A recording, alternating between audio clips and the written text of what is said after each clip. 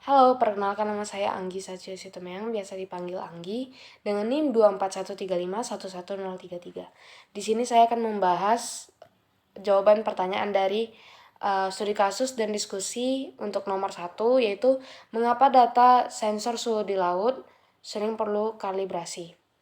Nah, yang pertama itu, data sensor suhu di laut sering perlu kalibrasi karena lingkungan laut yang ekstrim dan juga dinamis, yang tentunya dapat mengubah atau mempengaruhi keakuratan dari sensor seiring waktu. Dan selanjutnya itu, kalibrasi berulang itu diperlukan untuk memastikan data yang dikumpulkan tetap andal dan akurat untuk tujuan ilmiah dan praktis.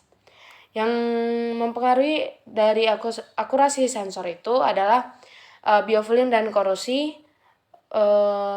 yang dimana saya akan menjelaskannya. Biofouling dan korosi itu adalah biofouling penumpukan mikroorganisme, alga, dan organisme laut yang lainnya pada permukaan sensor. Lapisan biologi ini berfungsi sebagai isolator termal yang dimana menghalangi sensor dan kontak langsung dengan air laut, sehingga menyebabkan pembacaan suhu yang Saya akan lanjutkan poin yang kedua, yaitu korosi. Korosi itu ibarat karat yang menyerang sensor ketika dia hidup di laut. Bayangkan sensor seperti peralatan logam yang terus-menerus direndam di dalam air asin dan air laut yang punya kadar garam yang tinggi inilah yang akan mempercepat proses karat atau pengikisan pada logam. Kenapa hal ini bisa terjadi? Sama seperti sepeda atau motor yang diparkir di tepi pantai. Logam pada sensor juga sangat gampang berkarat. Garam di dalam air membuat air jadi penghantar listrik yang kuat, sehingga logam sensor lebih cepat rusak. Nah, akibatnya adalah yang pertama itu logam sensor bisa rapuh atau keropos. Kemudian sambungan pada sensor bisa bocor. Nah, membuat air laut masuk ke bagian yang dalam. Kemudian komponen elektronik bisa korslet dan akhirnya sensor mati total. Kemudian kita bisa menganalogikan dalam kehidupan sehari-hari ini seperti korosi ini seperti baju yang terkena noda. Semakin lama dibiarkan, maka noda akan semakin melebar dan merusak kain tersebut. Kalau sensor sama dengan sensor, kalau sensor itu dibiarkan berkarat, dia makin lama makin gak bisa bekerja dengan baik. Kemudian poin yang ketiga adalah pergeseran elektronik atau sensor drift atau masalah yang dari dalam. Kalau korosi tadi masalah yang dari luar, maka sensor drift ini adalah masalah yang dari dalam, di mana sering waktu komponen-komponen elektronik itu bisa melemah, sama seperti manusia yang semakin tua jadi gampang lupa atau tidak sekuat dulu. Kenapa hal ini bisa terjadi? Yang pertama karena komponen elektronik menua seiring pemakaiannya yang jangka panjang. Kemudian laut adalah tempat ekstrim di mana suhu bisa berubah-ubah, kelembapan bisa tinggi, arus bisa kuat, bahkan tekanan air yang besar. Nah, semua itu bisa membuat sensor lebih cepat letih. Kemudian yang ketiga adalah guncangan dari ombak atau arus bisa mempercepat perubahan sifat elektroniknya. Apa akibat dari hal ini? Akibatnya adalah sensor mulai melenceng sedikit demi sedikit. Misalnya, suhu air laut yang sebenarnya 28 derajat Celcius, tapi ketika sensor terbaca bisa menjadi 28,3 derajat Celcius atau bahkan 27,8 derajat Celcius. Nah, kesalahan kecil ini kalau dibiarkan lama-kelamaan bisa membuat data penelitian jadi kaprah atau bermasalah. Nah, analoginya dalam kehidupan sehari-hari, kita bisa melihat seperti jam dinding yang murah. Awalnya tepat, tapi lama-kelamaan bisa semakin maju atau bisa semakin mundur dan beberapa menit tanpa kita sadari. Sama halnya dengan sensor, kalau tidak dicek atau dikalibrasi ulang dalam atau tidak dicek atau dikalibrasi ulang, makin lama bisa semakin nggak benar. Demikian. Perkenalkan, nama saya Alice Aprilia dengan NIM 24135111017. Di sini saya akan melanjutkan membahas tentang faktor-faktor yang mempengaruhi akurasi sensor. Selanjutnya ada tekanan dan kedalaman. Kita tahu bahwa semakin meningkatnya kedalaman, maka semakin meningkat pula tekanan yang ada di dalam air tersebut. Tentunya perubahan tekanan yang ekstrem atau yang berubah secara mendadak akan merusak atau mempengaruhi bahan dan kalibrasi sensor tersebut, terutama jika sensor tidak dirancang untuk menahan tekanan sehingga tidak dapat menahan tekanan tersebut dan menjadi rusak. Faktor selanjutnya adalah faktor kondisi lingkungan yang ekstrem. Tentunya kondisi lingkungan ekstrem ini dapat berdampak pada kerusakan sensor tersebut. Sensor yang ada di laut jika terpapar kondisi yang ekstrem, contohnya seperti fluktuasi suhu, arus yang kuat, dan paparan radiasi UV, hal ini tentunya faktor-faktor ini dapat mempercepat terjadinya degradasi pada sensor tersebut, yang sehingga dapat terjadi kerusakan pada sensor tersebut.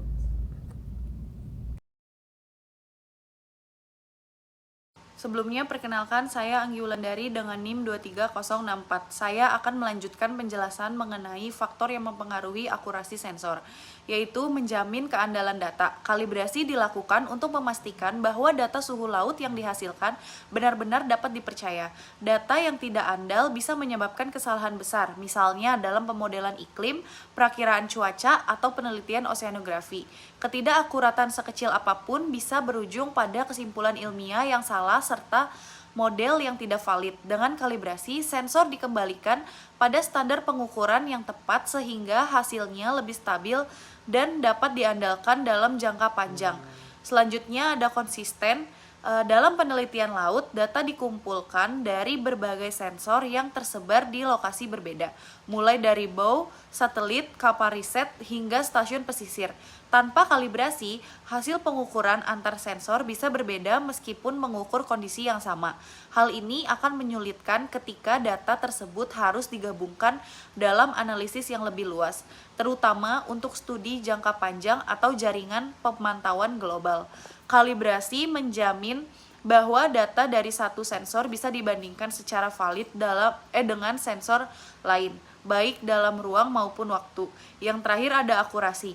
Seiring waktu, sensor yang terendam di laut dapat mengalami pergeseran pembacaan atau drift akibat tekanan, korosi, perubahan suhu ekstrim atau gangguan biologis. Jika tidak dikoreksi, pergeseran ini membuat data semakin jauh dari kondisi laut yang sebenarnya. Dengan kalibrasi berkala, penyimpangan ini dapat diperbaiki sehingga data yang diperoleh tetap akurat dan benar-benar mencerminkan keadaan laut. Sekian dari saya, terima kasih. Berikutnya, akibat error sistematis yang tidak diperbaiki. Yang pertama, data menjadi bias, di mana hasil pengukuran akan selalu bergeser dari nilai sebenarnya. Akibatnya, data yang dikumpulkan tidak lagi objektif dan bisa menyesatkan interpretasi.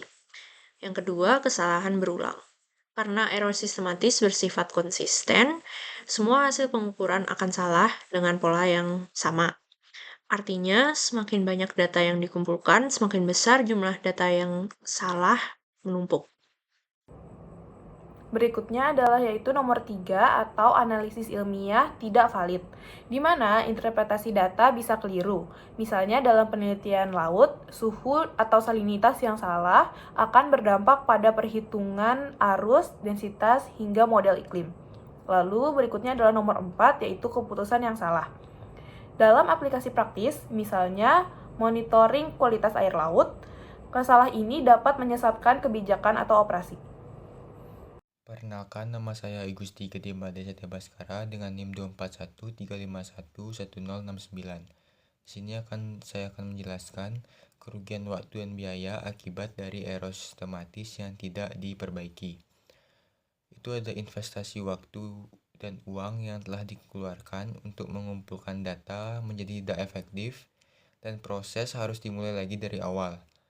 Untuk mendapatkan data yang andal, yang ada akhirnya membuang-buang waktu dan sumber daya yang sangat banyak. Perbedaan sinyal analog dan digital pada CTD berdasarkan definisi. Sinyal analog, sinyal ini mempresentasikan data secara kontinu.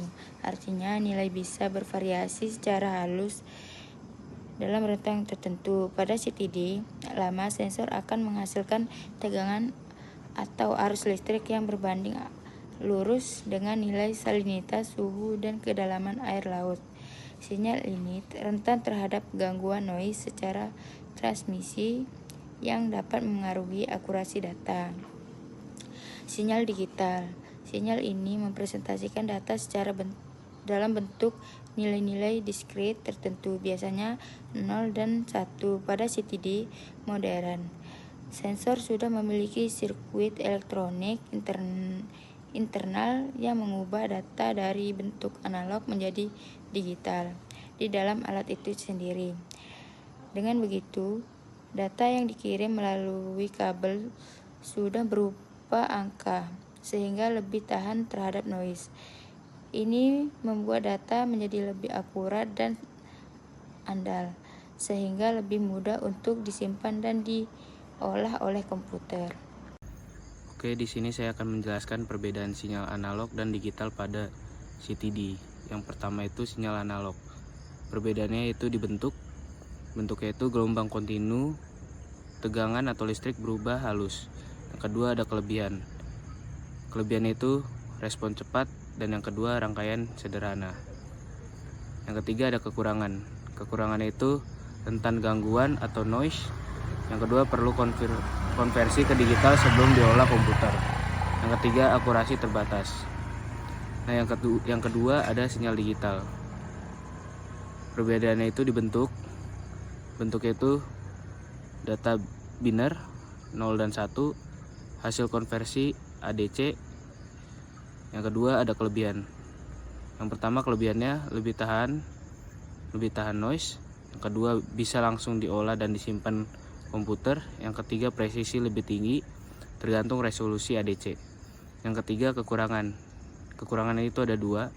Yang pertama detail bisa hilang jika resolusi rendah. Yang kedua sistem elektronik lebih kompleks. Yang ketiga itu implikasi pada CTD. Yang pertama CTD modern.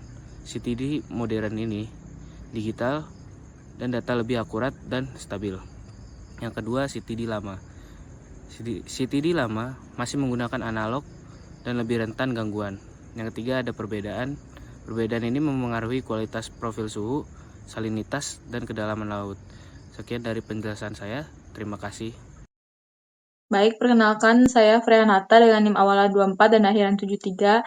Di sini saya akan menjelaskan mengenai perbedaan sinyal digital dan sinyal analog. Sebelum itu, secara singkat, sinyal analog adalah bentuk energi listrik yang memiliki hubungan linear antara besaran listrik dan nilai yang diwakili oleh sinyal tersebut. Sifatnya juga kontinu dan bervariasi terhadap waktu. Sedangkan sinyal digital adalah sinyal yang amplitudenya hanya mengambil nilai terbatas, bersifat diskrit, dan hanya berisi nilai yang berbeda. Dapat dilihat pada diagram di samping, itu merupakan perbedaan bentuk dari sinyal analog dan sinyal digital. Kemudian, pada CTD sendiri, sinyal analog dan digital saling berkesinambungan, di mana data yang didapatkan berupa suhu, konduktivitas, dan tekanan akan menghasilkan sinyal analog, yang kemudian akan diolah oleh ADC, yaitu analog to digital converter, yang kemudian baru dapat digunakan atau diinput pada sebuah komputer. Terima kasih.